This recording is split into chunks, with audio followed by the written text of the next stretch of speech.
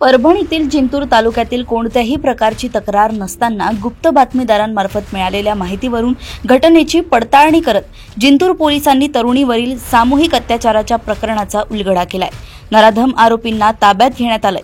अवघ्या 12 तासात जिंतूर पोलिसांनी गुन्ह्याचा छडा लावलाय। आरोपींना रविवार 19 ऑक्टोबर रोजी दुपारच्या सुमारास परभणी येथील न्यायालयात हजर करण्यात आले।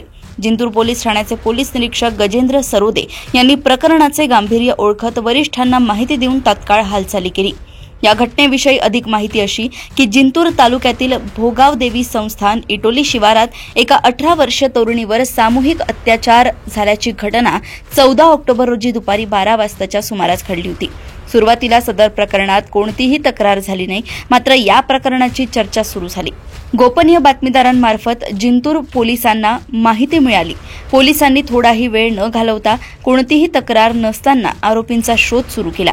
आरोपींना ताब्यात घेण्यात आले। या घटनेविषयी सखोल माहिती अशी की मंगळवार 14 ऑक्टोबर रोजी एक तरुणी आणि तिचा मित्र भोगाव देवी संस्थानच्या इटोली शिवारात झाडाखाली गप्पा मारत बसलेले असताना काही विकृत मनोवृत्तीच्या तरुणांनी या दोघांना एकांतात पाहून संगणमताने तरुणीवर अत्याचार केला।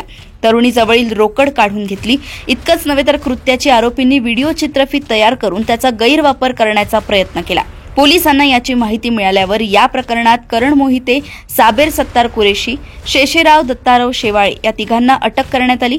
चित्रफित तयार करणाऱ्यांनाही ताब्यात घेण्यात आले।